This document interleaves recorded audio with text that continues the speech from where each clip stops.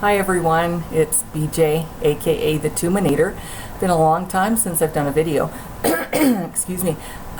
Today is Monday, August 7th, 2017, and today here it is a statutory holiday. It's what's it called? It's the civic holiday today here in August. So many people have the day off, so that's awesome. So first of all, I've got 3 huge thank yous to go out, and they've been a while coming because I have not been doing videos as frequently as I would like to. First of all, I have a huge thank you to go out to my cousin Stephanie, who was extremely generous in her kind donation about a month or so ago.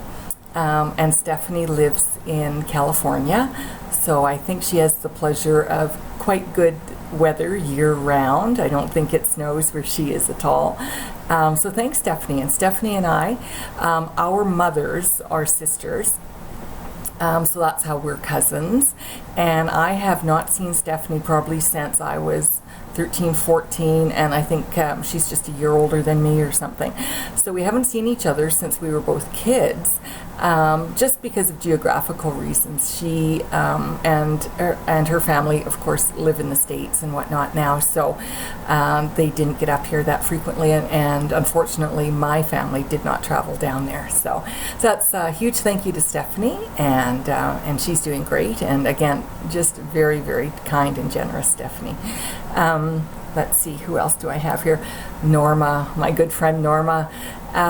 She was in town again about a month ago for some appointments, and we do try to get together for lunch or coffee when she's in town.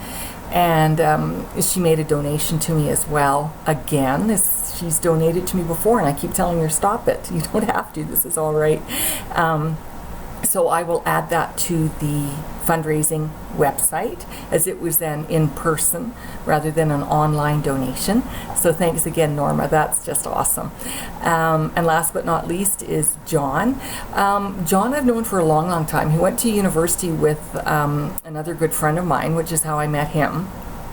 And John is going through some medical issues himself for the past couple of years, so at this point he's not able to drive, so I take him on his errands and whatnot when it works for him and everything. So he's done amazing in the last 2 years. He's really doing well. So a huge thank you again to John. And again, this is a donation that I will add to the fundraiser, as it was an in-person donation as well. So thanks, John. So Stephanie, Norma, and John, you guys have gone way above and beyond, and it's very, very much appreciated. Let's see, what else did I want to talk about here? I just have a list. This is the 7th of August, so coming up in about a week or 10 days, I will have been on letrozole for 6 months. I was reading somewhere that sometimes after 6 months, people that are on that drug have started to notice a marked improvement in their side effects. Not as many side effects, not as strong side effects, because I know I've been thinking of whether I should switch drugs or not, or if I should stay on letrozole. At this point, I'm choosing to stay on it rather than switch to something I don't know.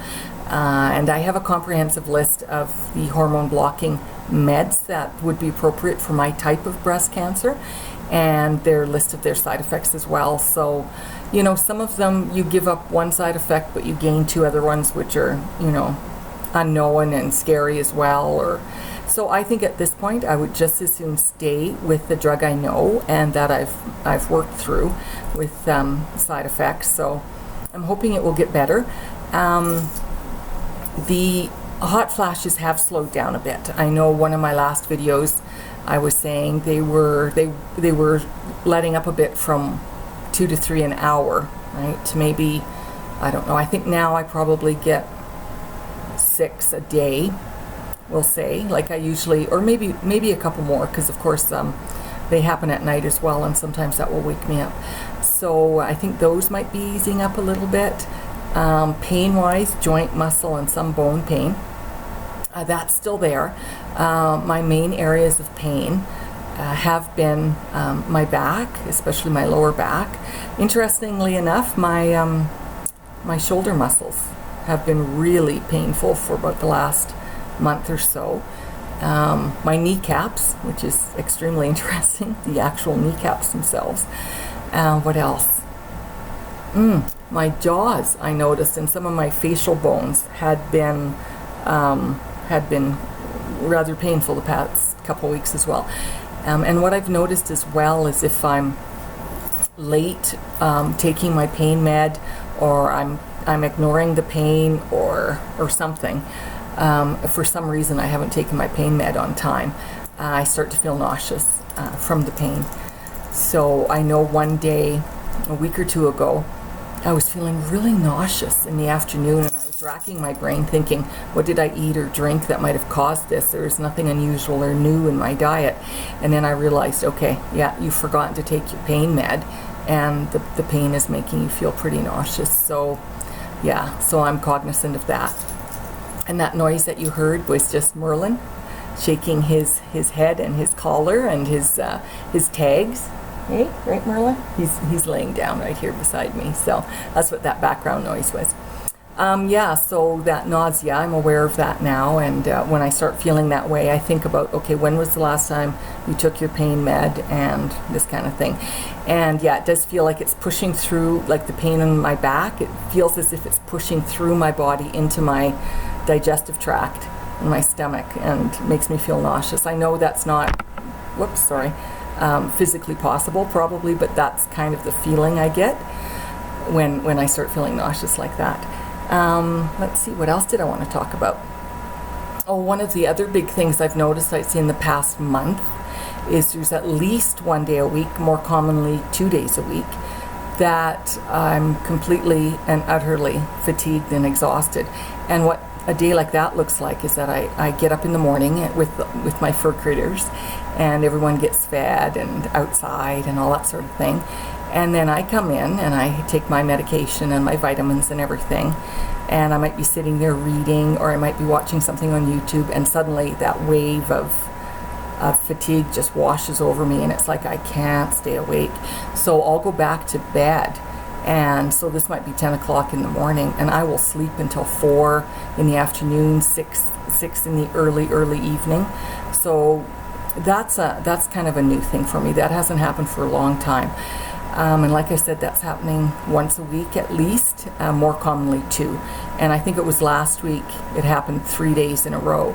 So, or it was 2 weeks ago or something, and I'd mentioned it to my doctor, and she said, just listen to your body. If this is what your body needs, then follow that. So if I get that wave of extreme exhaustion and fatigue, when I feel that, it's like I gotta have a nap. So I do that. That's all you can do. What else did I want to talk about?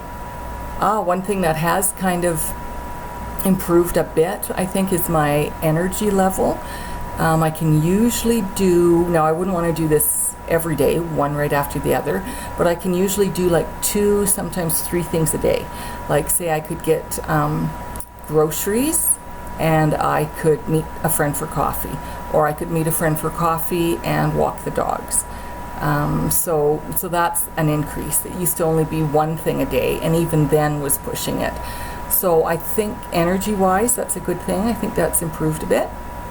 And something else new that I've been doing since I last did a video is a friend of mine, her mother, who is 98 years old and still very spry, but is in a facility. Oh, there's Dexter, just jumped down off the couch for some reason. Oh, and he's going into his little den, his little house. So she's in a care facility, and like I said, she's 98. And so every week I go and I do her nails for her, and I chit chat with her and everything. So that's really nice. It gives me a chance to focus on someone else rather than just myself. And again, it makes me appreciate things like my mobility and that sort of thing. So yeah, it's great, and she loves getting her nails done, and I really enjoy doing that too for her. So it's very nice. So that's fun. I like doing that. Like I said, that's something I do every week unless she's not feeling well or I'm not feeling well. But yeah, so that's good. And yeah, she enjoys it too. Let me see. What else?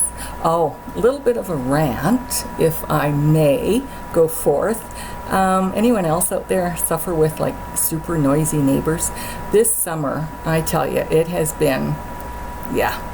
I have neighbors behind me, like there's an alley and then their house, and they're like 40 and 50-year-old frat boys. Like that seems to be party central in their backyard. And I know a couple weeks ago, I couldn't get to sleep until 5:30 in the morning. And that was, so it started Friday night and went all night through to Saturday morning. Another time it was 4 o'clock in the morning. So it's pretty crazy. It's pretty annoying is what it is. So even with either the air conditioner on in the bedroom or a fan, you literally hear conversations. They're that loud. So that's super annoying. And yeah, enough of that. And then on the other side of me, on one side of my house where I am, are two families, like in a duplex. So there's two houses together as a duplex, and there's 3 kids in each house, and they play together. And I'd say all the kids are under 10, under 8 maybe. And they're a tad noisy, right? They'll run up and down on their balcony and in between the houses. And I know they're playing outside, but it really is noisy, and of course it irritates the dogs as well, and they'll bark. Or if I'm outside in the backyard and they come out, and then the dogs might bark, and then they bark at the dogs, and it's just, and I just have to go in because it's not enjoyable for me or for the dogs. Same with if I'm on my deck, on my balcony. I have tons of flowers out there. That's usually my little zen area. Unfortunately, this summer I haven't been able to enjoy it quite as much, because if I'm out on the balcony, then the kids come out and they start talking and dogs are barking. And this is Dexter. Dexter wanted, hello sweetie. Dexter wanted to join me today. Are you going to look at the camera? You going to look at the camera? No, I don't think he's going to look at the camera. But this is little Dexter. All 5 pounds of him. He's a sweetheart, aren't you? Okay. There. I'm going to sit down there. What a good man.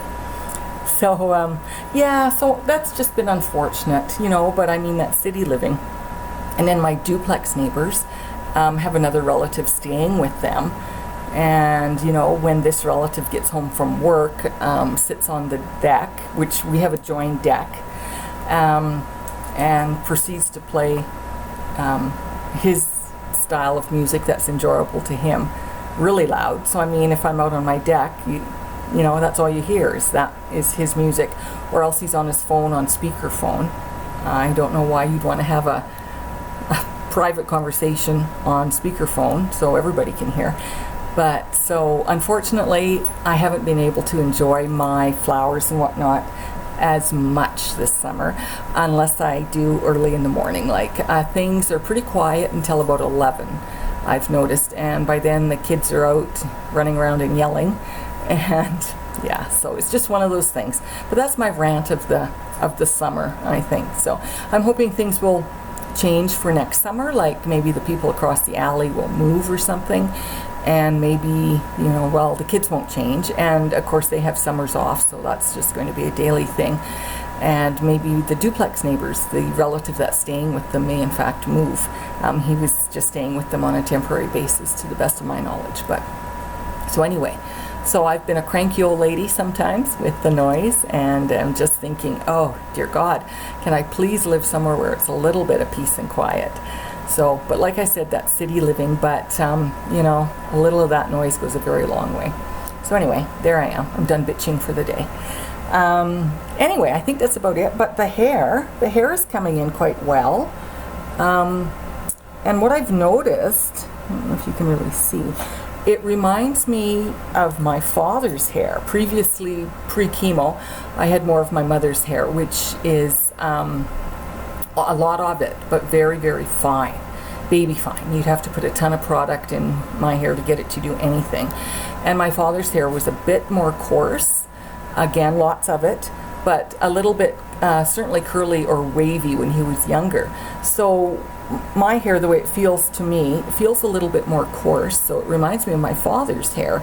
So it might be coming back in post-chemo a little bit differently. I was hoping it would come in like vibrant red and really curly, but I mean, no, I think I'd have to color it and or have a perm in order to get that going. It's not going to happen naturally, but I love red hair anyway, so. But I think that is it. All the fur critters are good. Merlin is good. He's down here. Little Dexter's right beside me. Cruiser, the greyhound that I'm fostering, is laying just to my side here on the floor. Everybody's all around me, so that's nice, and they're awesome.